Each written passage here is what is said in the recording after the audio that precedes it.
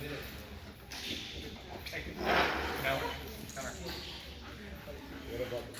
No. Sit. All right. First, we're going to go over place. Place is the boundary stay, which means once he's up there, he's up there. No. Little side step, he broke a sit, so I marked it with a no, and I corrected him. He went back to the sit. I used leash pressure just because it's what I had quicker. You can do the same. No. Sit. I pressed the button. He did what he needed to do. You just make sure you always say no before you give a correction so he understands what he's doing. But back to place, which is what we were going to talk about. I tell him place as I approach the bed. No. Sit. And then he goes onto the bed. His rules are he stays up there until I get him off the bed by saying free or giving him another command. No. So here I go. Free. Place. Nope. Nope. Place. You're a high distraction, so he had to get corrected if he put on place, as we discussed. Place. Once you correct the dog, you can't reward him right away. But now that it's been a couple, nope. Place. I was about to say because it's been a couple seconds I can reward. So again, I just corrected, so I'm going to wait a second, let him calm down, and then go full line. Because you always want to reward for doing the right thing, but if you're correcting him for doing the wrong thing and rewarding him right afterwards, it muddles the signal. If he steps off even a paw, I give him a correction. Sometimes I was using the leash pressure, so it's no, pop, and release. Other times I use the button, click, and then he gets his correction from that. So I'm going to see if I can get him to break again. No. Place. So as you've seen, I said, I know, he got a tap of the button, and he fixed himself. That's because he knows this is his correction. Right now it's at a 38, so that's kind of where he's been inside 30 to 40 range. Okay. If he was to break again when I do this, he did it. He learned his lesson. So that meant the correction was enough. This specific instance of me kneeling down to him right now, he's not going to break again for it. I've practiced with him with kneeling, with food, with people, with dogs, all the different things, and for the most part, after he gets corrected for something, he calms down. Right now, he's at nope, nope, nope. So I'm correcting with the e-collar still, but I'm going to help him get back on place. So, no. No. Place. He's very, very frustrated right now. No. Because you're a new distraction to him. Now, place. But I still have to hold him accountable for his actions. Now, place. He's getting raised for his correction level because it's not listening right now. With you being here, he's super, super high energy. He's not feeling it as he would before because all he wants right now is to be with you. But if I was to just let him do that and not follow through with the correction, what's he going to learn? I can just do that whenever. I can just go to dad or I can go to whatever I really want, and then that impulse control goes out the window. So what I did there is because he made such distance from you, this wasn't going to work anymore. So I got to him and I corrected him all the way back to place. Because when he breaks a command and he makes progress towards whatever he wants, he needs to be taught you got to go back to where you started. Place is a little more simple for that because it's a bed, he has to go back to it. But let's say he was in a sit over there, which we'll go over next, and he broke and goes to you. I'm not going to put him in a sit next to you. I'm going to correct him, bring him back to where he was, and put him back there. So that way he doesn't make progress doing what he wasn't supposed to do. Because any little bit you give them becomes the whole inch to a mile thing. They'll start to just escalate further and further until they're completely out of control. So he's been doing good while I've been talking. He's whining a bit, but he's still staying on place. I'm going to reward him. Because again, we don't want to just correct the wrong. We want to reward when they're doing right to help reinforce good behavior. Now with whining, he's in a very high state right now, so I'm not correcting him for it. But if you don't like whining on place, you can correct for that. So if he's barking, growling, doing anything rude, you mark it with a no, give him a correction, and tell him what he's doing, which is on place. And then over time, he'll start to understand, if I do this, I'll get a correction, I won't do it. Same goes for good behaviors. Place means he can do what he wants, so he can hang out on there as long as he's on the bed. See how he's offering it down? He wasn't always like that. I built that reward history by whenever he wouldn't calm down and lay down, I would reward him. So he'd be standing, and when he finally calms down, he goes to a down, and then he gets food. And he can just lay there and eat food. It's supposed to be a happy place for him. So as much as we correct, we try to reward to make it a good experience. Well, that is what place is. It's a boundary stated where if a foot comes off or the whole dog gets off the bed, it gets marked with a no as soon as you can, and then brought back to the place bed or corrected. When do you use place? Like when? You can use it for virtually anything. Like you said, it's like a crate without borders on it.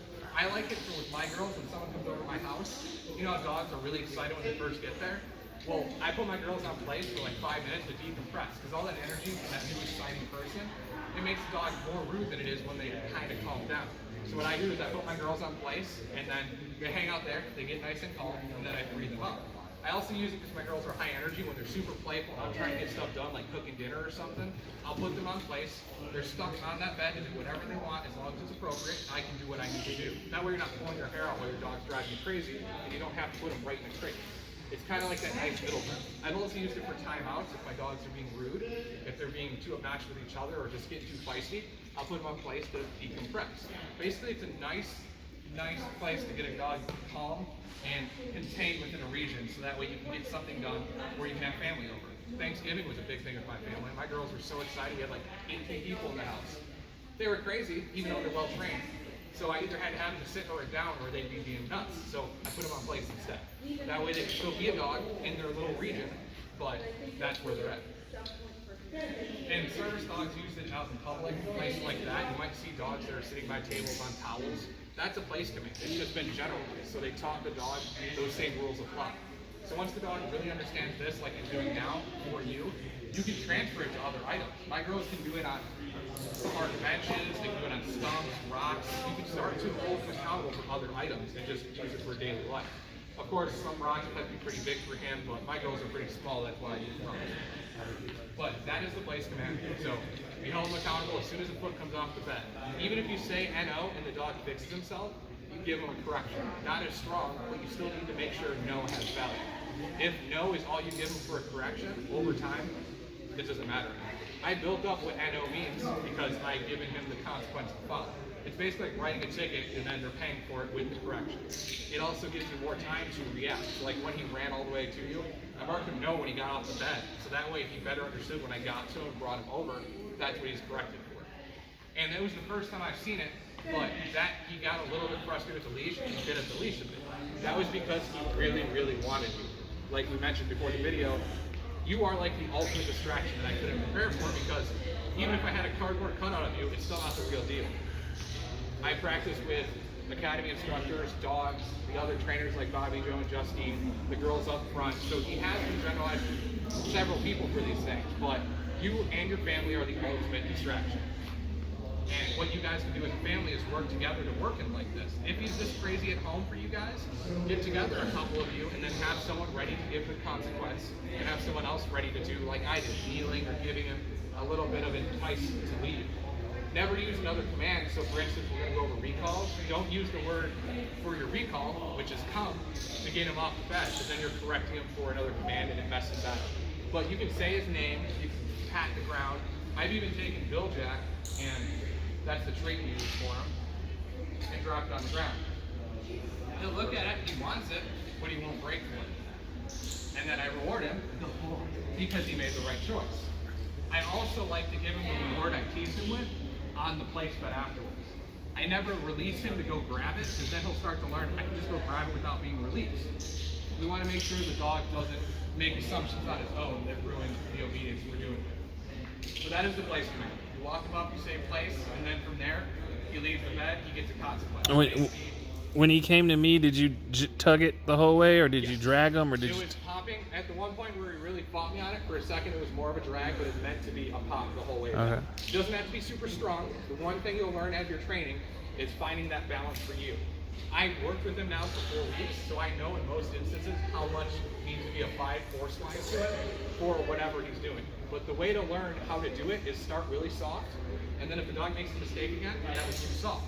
So then you gradually increase the level of your correction. We don't want to go right from like a nice soft touch to, yanking on the dog, because that's not fair. You just jumped like, on a 10-story building instead of going up 4 by 4. But as you can see, that dog went by. I don't think we've ever practiced specifically with Benelli, but we have had other dogs in this area. This is the training corner. This is where we usually are. Students normally have the rest of the floor. I'll walk through them, but this is kind of his region. But that's the base command. Now what I'm going to do is I'm going to release him from place. You can do it one of two ways. Either by using FRE, which is his release word, which means be a dog, do whatever you want. Or you can say his healing command, which is walking on leash. Because sometimes when you give a dog their release word, they're going to hang out there still because they're able to do whatever they want. So if you really need them off of it, you can say your walking word, which is heal, and then hold him accountable if he doesn't come off the bed. When you're releasing the dog, you always go to the dog. If I release from back here, one day he might decide, I'm just going to help you out, Dad, and I'm standing out here, so just come meet me halfway or all the way here. So whenever I want to release him, you don't have to necessarily grab the leash if you're in a home environment, but since we're here in training, I'm just going to grab the leash and do it. But I'm just going to tell him, do it, you're free. And he knows what the release word means. That means, cool, I can get off the bed. And that's how you get him off a place. Next, we're going to go over his verbal sit, which just entails saying the word Kuma, sit. So you can say sit or Kuma, sit. I've done both with him because everyone's different on what they prefer. And now, whenever I have a dog in command, when I go to walk away, I remind them what they're doing. Right now, you can see he's really struggling to hold the sit because he wants action. But he's making the right decision. So I'm actually going to reward him before I walk away. Good boy. Kuma, sit. I do remind a dog when I walk away, so that way he gives that one last, like, hey, you're still staying. Especially with sit, because you just sit when you're walking your dog, and usually when you move, the dog will move with you. So that way, in case he has that last minute decision, like, oh crap, we're moving, I give him that little heads up. You can't just correct for breaking, you know, sit. So I press the button. I did tap it twice that time. Sometimes they don't listen to the first, I'll throw in a second tap, because again, it's that pat on the shoulder. One pat didn't work, I did two pats, and then he sat down. And now he's in a sit again. He's still really fighting each other with his body language. He really, really doesn't want to be there. But for the most part, he's making the right decision because of his training he's had. Go. And again, often reward. As long as he's staying in that position, you give him a reward. You give him Bill Jack. You can give him pet and praise too. Who was more motivated by Yeah. But giving him a pat down can be good. Unfortunately, because he's so excited, sometimes when you rub him down, he gets even more excited and he'll break his sit.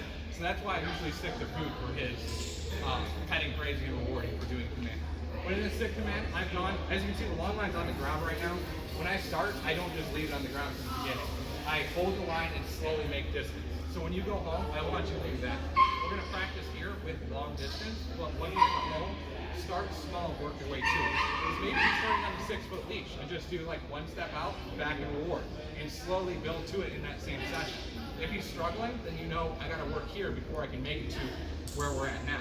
But if he goes every step of the way without making too many hiccups, like a mistake here or there and a correction is not bad. But if every time you go to walk away and he's breaking, take it slow. Do small sessions with a lot of reward for doing this right here. Just making sure he knows, butt down, I get food. Butt comes up, I get an NO and I get a consequence. Because that's how we teach.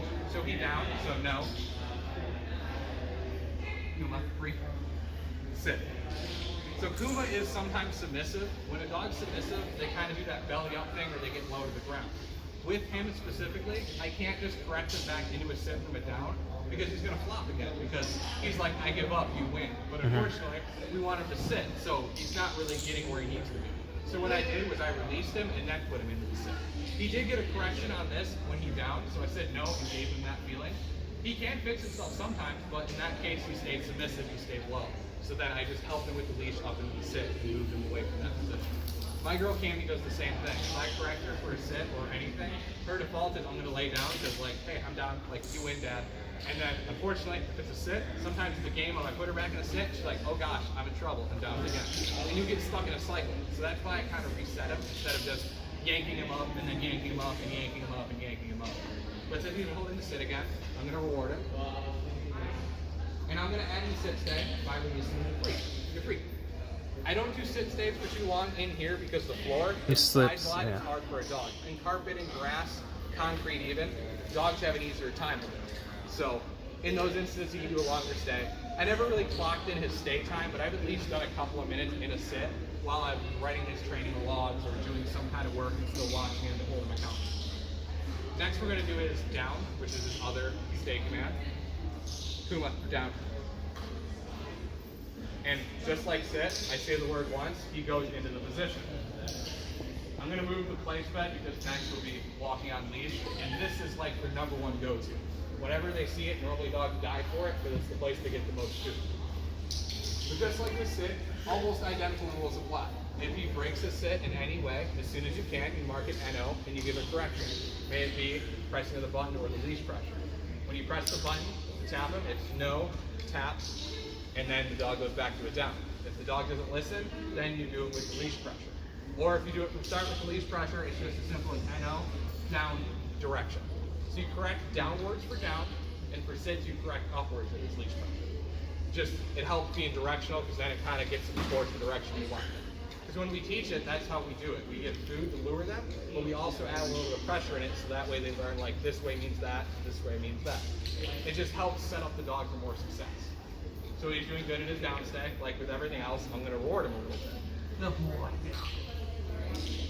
I reward on the floor for down, so that way he doesn't pop up to meet me. If I was to be up here, get food, and like reach towards him, again, he might build a picture. I'll just meet you halfway, Dad, or trainer, and I'll come to you. So I put the food on the ground to teach him when you're in a down, food's on the ground. When you're in a sit, food goes right to you. When you're on place, it goes on the bed. So that way it's situational and the dog knows you're doing this. It helps associate the good with what they're doing. But that's basically all a down stay is. It's a sit stay, but in a different position. I'm going to grab a little more treats and leave him in a down. I'll hold him accountable if he breaks, and then I'll go into leash walking. Then you'll take the leash and we'll try these things. Okay. We'll do recalls after everything else is done because those are outside. We're going to do it in a potty yard, so it's more distracting. But same thing, I'll do it and then I'll show you it. We can do it after I do it. All right. And I've gone as far as like over there towards that wall with the downstay specifically or with place, and he's held the position with it. So I've gone beyond 30 feet. As you can see, I'm not even holding the line. I'm just kind of doing my own thing. He's doing his because he knows the rules. He's also calmed down since seeing you. Notice how he's not whining anymore. It just took a little bit of time and a little obedience. So just like in the home, when you have him and he's getting all crazy, how I mentioned place, using obedience to calm him down works wonders. He might still jump on you if I was to release you him right now, or he could be appropriate now because his energy's down. He got over that initial like wave of adrenaline, like, oh my God, Dad's back. It's been 4 weeks. So that's something to keep in mind too. Downstay, sit, place, all of it can help in the home with calming him down in situations he might be amped up to not be protected. So I'm going to use the word heel this time instead of free, so I can show you the other side of getting him out of a command. I'm also going to take the long line off because when we're walking on leash, he doesn't need it. Kuma, heel. So now he should be staying on my left-hand side. Kuma normally is heel to heel with me. That's what the word heel in sensory means. Not every dog gets to that point, but he's been doing really good at it to where he's normally right here. He's just walking along, he's facing me. Notice how I'm rewarding him in the direction we're walking and while in motion. You want to reward in motion. If every time I go to reward, I stop, he normally sits. Then he learns, oh, if I sit, I get food. Some dogs will literally just keep sitting as you're walking because they just want to get food if you do it that way. So I know it's a little difficult to have an e-collar, a leash, and reach for food, but take note of how my hand is. My right hand is doing both of these two things while I'm training. Like in day-to-day life, you don't have to treat every time. So in day-to-day life, this is how I would do it.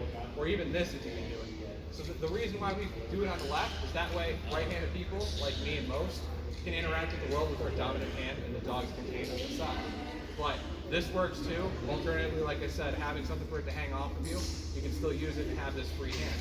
But he stays on the left, that's what healing means. And healing means you walk, you're not sniffing the ground, you're not going potty, you're not breeding other people or dogs. Heel means this bubble next to me is where you're supposed to be. If they leave that bubble, you can either remind him heel, see if he comes back to you, or if you really want to hold him accountable, he can get a no and a correction because he knows better. He's been doing this for 4 weeks now. So if he is to go away like he drifts left or he forges ahead or he goes behind or stops, I mark it NO, I give him the button press, or I give him a directional pop towards me and remind him the command he's doing.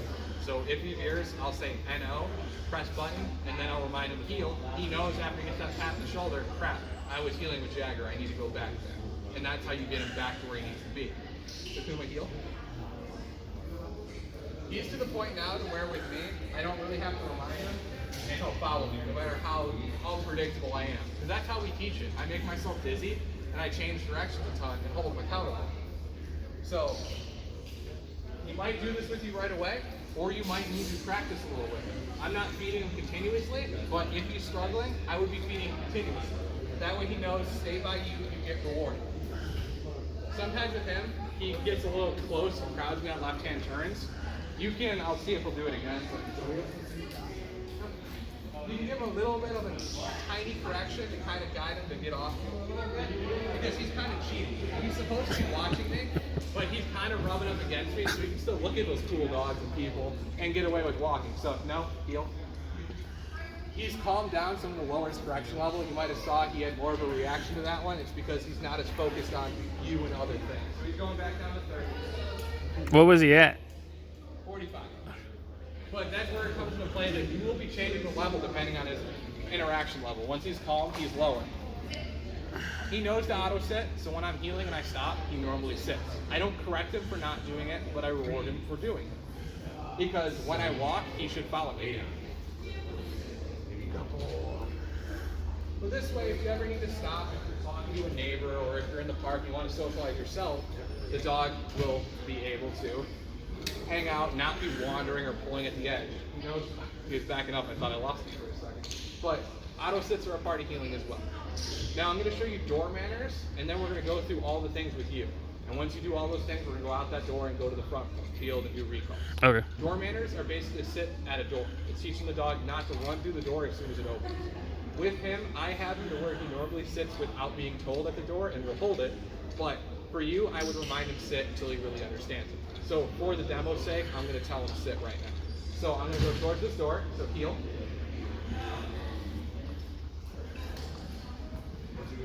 Sit. Sit.